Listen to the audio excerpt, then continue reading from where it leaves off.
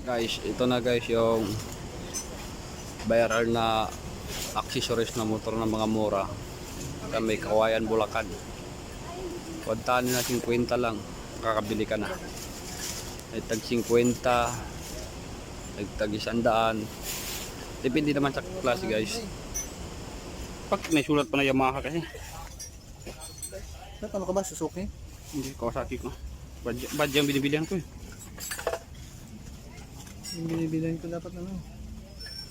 Kasi yung pang ribbon din. Ha? Pang ribbon sana nakulang yung sa akin ito eh. Walang gold eh.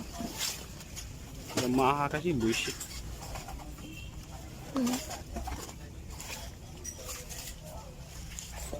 Yung mas bagay sana sa ribbon natin. Hindi naman bagay sa itim yun, no? Ha?